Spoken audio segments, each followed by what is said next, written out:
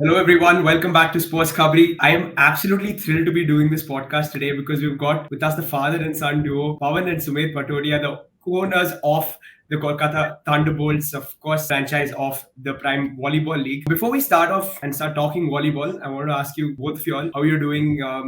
I know you just told me you've landed straight. You've just come off a flight and you must be a little tired. I have firstly thank you for taking the time out and doing this. And yeah, how are you all doing? We are absolutely fine. It's not that we are tired of the traveling. Actually, for the last 8 days, we are continuously traveling, and because of that, and more so after a win, the tired is absolutely over. And when you have so close match, the effect of it on the back of the brain is little longer than other matches. So we are absolutely fine. Now we have digested it and preparing for the next match. So all good. So we just coming to you. Can you just tell us a bit about your association with sport or how you were involved in sport before the Prime Volleyball League? What led to this sort of coming about? I know I've read interviews about you being a little surprised when your father decided to pick up a franchise in the Prime Volleyball League. Can you tell us a bit about that story as well? So the story is actually quite non-anticipatory because exactly what you said. So, I mean, yes, I've been into sports since childhood, and but never a very serious sports person. I think I was always busy behind the screen or behind a book.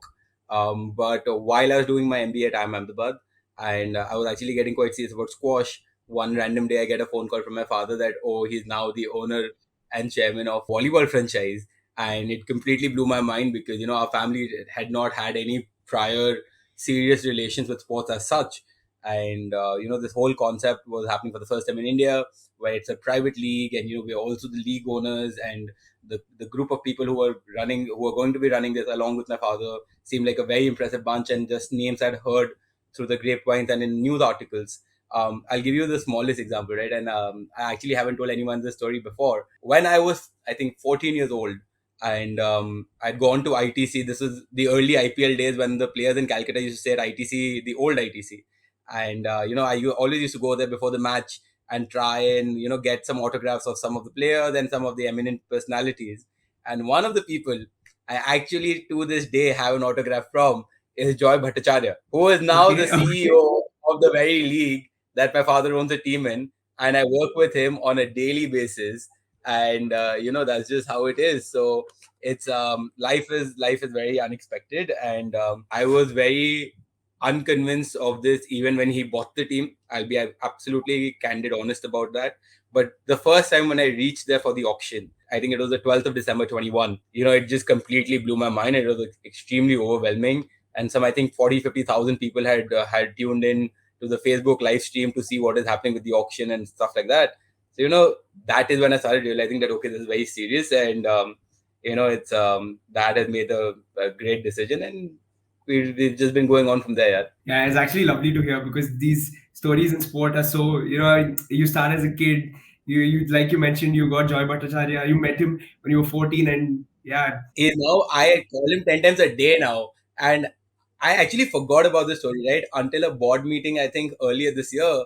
We were all just having a drink at the evening, I think around like 8-9 p.m. or something, and I suddenly go like, Joyda, I think I have your autograph. And he was drinking up there and he spat it out and he's like, why the hell do you have my autograph? I was like, I do, because you were that guy running KKR.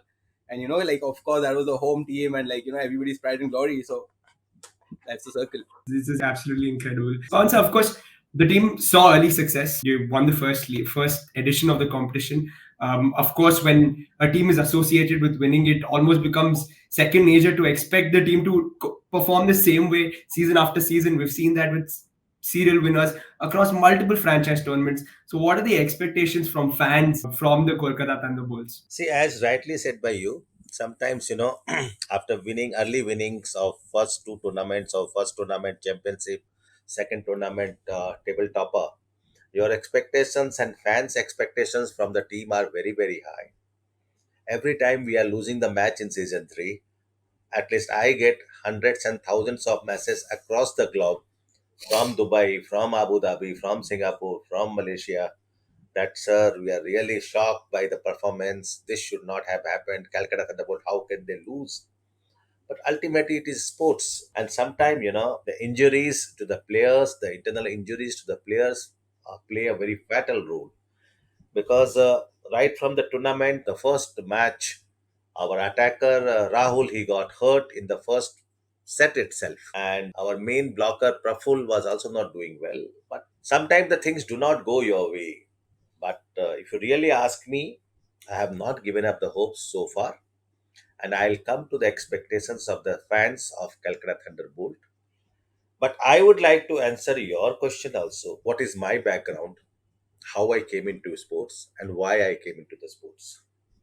See, I come from a very humble background. In fact, I come from BPL, below poverty line. We came to India in 1971. We were in Bangladesh.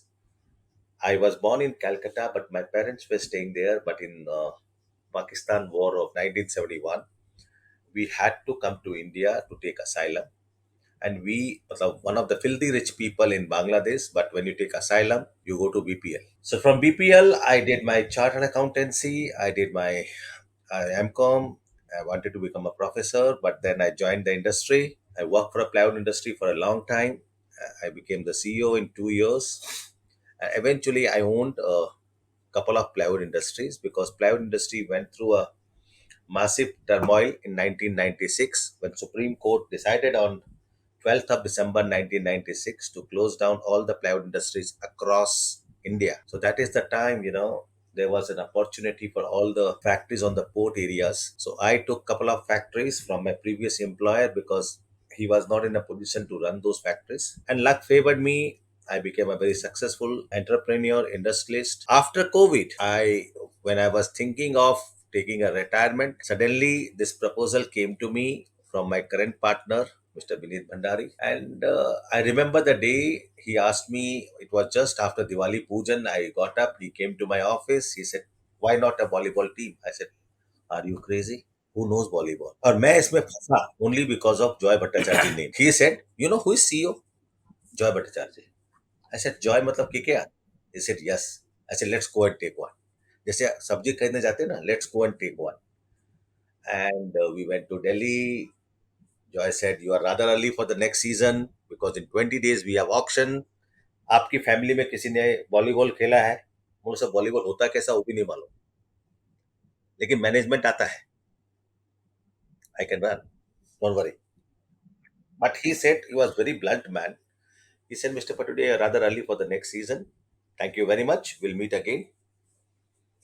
But somehow or other, I convinced him and to him. So they said, let's take opinion from the board. And they took the opinion. And then this is all about slight introduction about myself. Then the season one started. In first three match, we did more than expectations. In fourth and fifth match, we were beaten up very badly by the opponents. Somehow or other, I don't know, because I was always thinking that I have come here for promoting volleyball, and if overall scenario of volleyball improves, then only the value of the league and the value of my team will go up.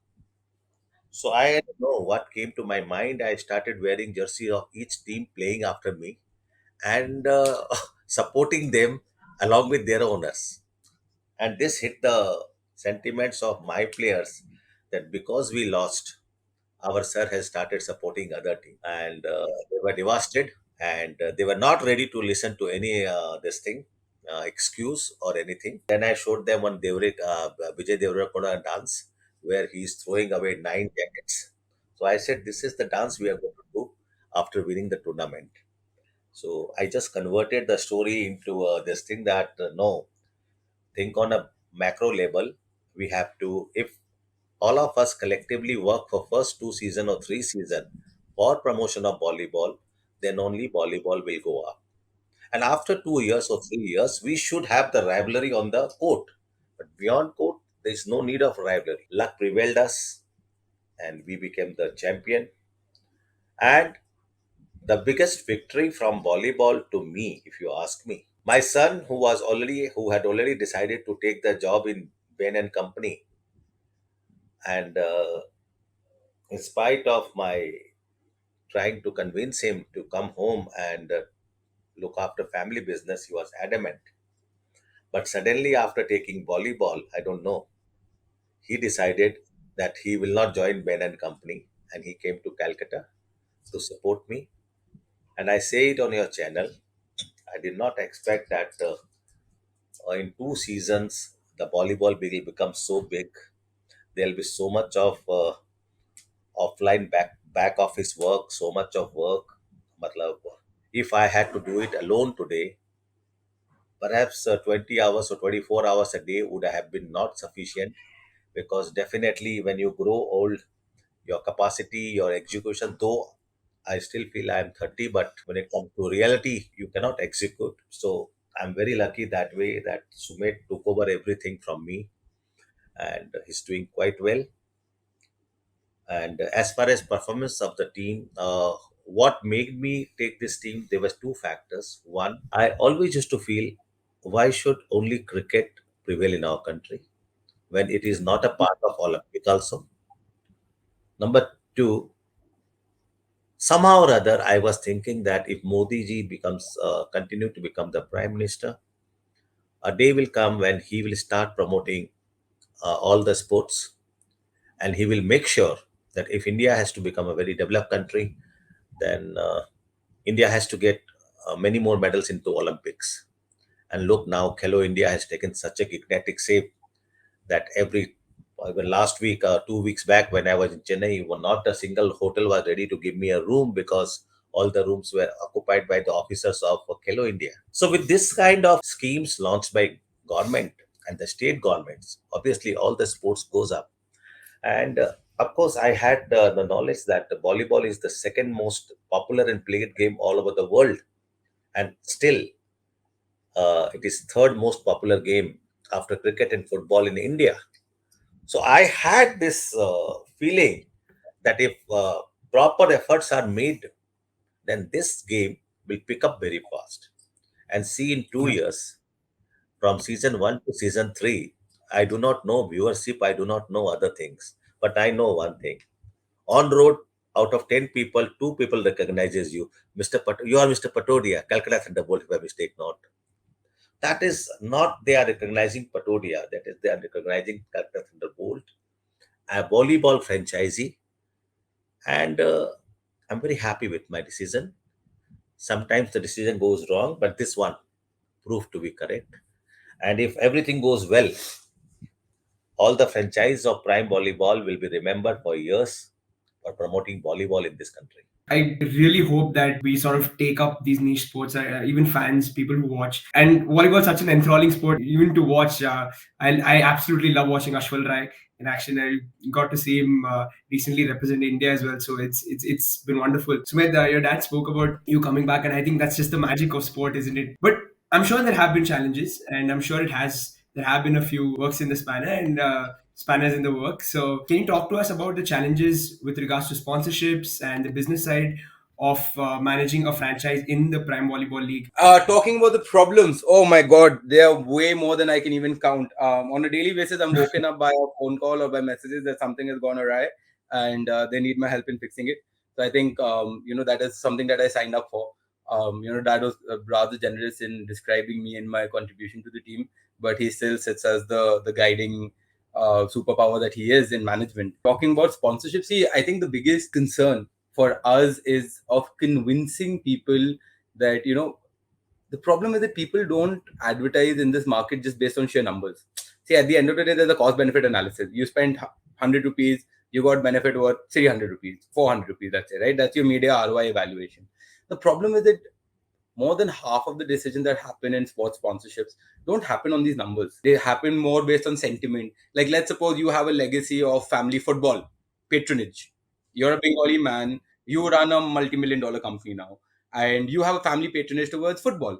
So you don't care about what kind of benefits you're getting, but you would still rather go and support a Mohan Bagan or an East Bengal, right? Now, for me to come into your room and then explain to you that, look, boss, you're spending this amount over here, but now if you switch it up and if you do it with us, this is the kind of benefit that you can get in a smaller amount. It's extremely difficult. I think as a team, last year we approached and touched some 200 odd companies. This year we touched another 150, 170 odd companies. If you look at the jerseys of all the teams across the 3 seasons, I think you will see that our team typically carries the most logos without breaking the market price. So that happens with sheer amount of effort and persistence. And we've been fortunate enough that because of his credibility as the industrialist that he is, and my credibility because of my academic background, we get a foot in the door very easily, and we're great salesmen. मतलब आप अभी बोला आपको भी कुछ बेच के निकलेंगे शो पे. So that has obviously helped us, but I am expecting the market to open up a lot more, especially as the franchises mature. See, the franchises mature at a specific rate, in specific stages, in specific phases. I'll give you an example. If you look at the first season, the teams weren't as balanced.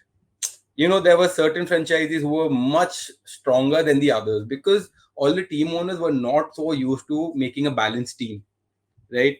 The same thing with sponsorships. So the reason why this season you can see the teams being very more balanced and the tournament being way more competitive is because the management of each of the franchises is now trained in making a strong team on court. The phase 2 of this is going to be with fan engagement. And the third phase is going to be the consequence of great on-court performance and fan engagement corresponding to a financial improvement of the system. See, because today if I'm trying to sell something for, let's say, a crore, and somebody else is trying to sell the same thing in a less stronger team or less pertinent team in half the price, it becomes extremely difficult, right? Yeah. And the problem is that they might not even be trying to sell. It's like, the people who I've approached, they're going to go and they're going to they're going to try and undercut the prices somehow and, reach out to the competitors and try and figure it out, right? Everybody is a smart person in this world.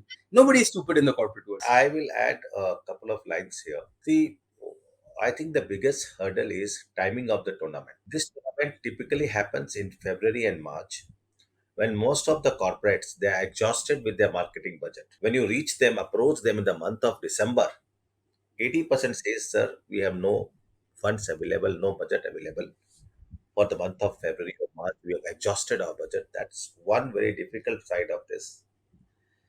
The second part is what I feel is this is the time when Indian schools and colleges have exams. So, to create those additional eyeballs, see, every year after the season is over, the sales for volleyball equipments goes up 180%, 200%, 300%. That means more and more people are taking volleyball seriously. Volleyball used to be a very successful game 15 years back, but then somehow or other, because of many reasons I don't want to quote here, the charm for volleyball came down. Now it's picking up again, but timing is so bad, that you approach a corporate, even if they want to take, because we can show them the advantage that in a typical league, if the ROI is 6, we can give them a ROI 15. But the problem is, by the time our league comes, they are, completely dry with their funds. That's number one. And number two, engaging fans that time is also very difficult because, most of your fans are school, college going students because they are taking up volleyball, and then all other people. So these are the two things, and perhaps we are going to take up this matter with all the franchise and the league. And if we can fix up this, because what happens is, what I am seeing is we have to finish our tournament when nobody is there. Like IPL should not be there, women IPL should not be there, ISL should not be there. See, so many things if you are accommodating, then you cannot do in the month of July because of rainy season. You cannot do in the month of March end because IPL is starting from 22nd March. Then see, if every tournament, every league starts during the same time, you know, cricket will kill the viewership of all other. We have to accept. Still, cricket is in India is far ahead of any other leagues. There is no comparison. So these are the more hurdles, and I think by next year we should be able to sort it out. With these challenges, how do you make it sustainable? How do you make the business model sustainable for a team in the Prime Volleyball League? I think, sir, here the question is all the people who comes for sports, they come to buy the sports. Their appetite is very strong. Number one, Okay. they know that like in IPL, in first 5 years there were no so much of valuation and all these things started after 5 years and 6 years. And today also the major part of any league is the valuation of the team, valuation of the league, sponsorship.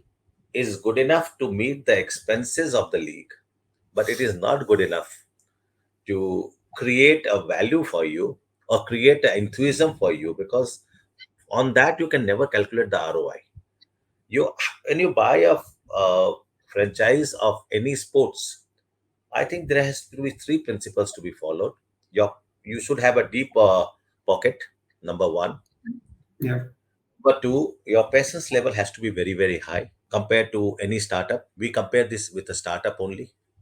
And third and the most, you should take it as a your passion. I think all the nine franchise in Prime Volley League, they understand this, they know this, and with the partnership with FIVB and all other volleyball world, I think we are into a much stronger position from where we started in season one. And I'll give you some facts and figures also to sort of uh, give you a more precise answer and to supplement what Dad said. At the end of the day, see, you have to look at all of your revenues, right? So you got your league central revenues as well, and you got your team revenues as well. Both of these things for all of us has been in the right trajectory, right? Um, so, for instance, the Central League sponsorship, which is divided equally amongst all the franchisees, right? It's grown by almost 45 to 50% this year over last year, right? That's a great growth number. We have people like State Bank of India, Indian Oil. Indian Oil is one of the biggest sports sponsors in India, right? And they onboarded us, right? They did not have volleyball as part of the mandate, so it took us almost a year to get a volleyball mandate from them, because they have like the a policy where they first give a mandate for a sport and then they decide how much, which property to invest in, etc., etc. So it took almost like a year, and with every passing day, the legitimacy of this league and this product is just growing. The more the legitimacy grows, the better are the numbers flowing. I mean, completely get that. And I just want to leave you guys with one more question. It's something that we always ask to everybody who comes on. Just want to ask from both of you your favorite sporting moments as sports fans or sports enthusiasts. Also, if you could share your favorite sporting moment first, and then we can go to somewhere. I think for me, I'm going to be a little biased about this. My favorite sporting moment was when India beat Korea in the Asian Games this year, and it was a working day for all of us.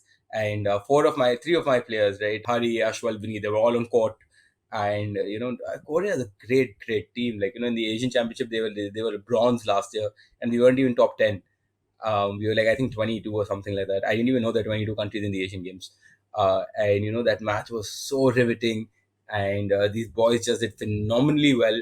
And I remember at one point, like there's some like 25, 30 odd people who were sitting out of my office, including interns, and we'd all gathered in Dad's main cabin. And there's like a huge TV over there, and there's like there was not enough place for people to sit, so everybody's just like crouching in some corner or the other. And it's like, for us, it was like the Indian World Cup. It was like the cricket World Cup moment. Where, like, we're just like sitting and watching. Everything has stopped. No work is going on. Every last soul in the office is just sitting and watching that match. And then India won, right? And it just felt like such a personal achievement, right? Because these are guys we trained for 3 months in a year. These are people like who after winning were calling up dad to get his blessing that, sir, we did it, we did it, we did it, right? And although we didn't go on to win a medal in the Asian Games. But for us, that moment, right, it was such a leap of progress in the field of volleyball for the country. I think that's my favorite sporting moment. For me, out of all the nine franchises now, including me, I've been always very, very close to one franchise, that is Calicut Heroes, Safir Bhai. So whenever there is a tournament between Calcutta and Calicut Heroes, all the fans across Bengal, across Kerala, they're so excited. And the most sporty moment for me was when I went to Safir Bhai's house to attend his sister's marriage. Half of his family, they said, when there is no match of Calcutta Thunderbolt, Calicut Heroes, we all support Calcutta Thunderbolt in the league. So I asked them, and what do you do when there is a match between Calcutta Thunderbolt and Calicut Heroes? Can you believe what they replied? Half of the family, they support Calcutta Thunderbolt. That was the sporty moment for me. that through the sports I've entered a family and I've divided the family into two. One, one is supporting their own family and one is supporting one team because their outlook, because of their performance, and nothing secret about it. No partiality. I was not understanding their language also. So Safir Bhai was translating the entire conversation between his uncle and me. And another one is when I lost my last year semi-final against Bangalore. This 3-year-old kid of Safir Bhai, he cried as if he was my grandson. And next day when his father lost, he was laughing. He said, "No problem, Dad, we'll win again." So, these are the moments of your life. If I have a reason, I believe that when a 3-year-old child of a family, he believes that Calcutta lost is a personal loss to him.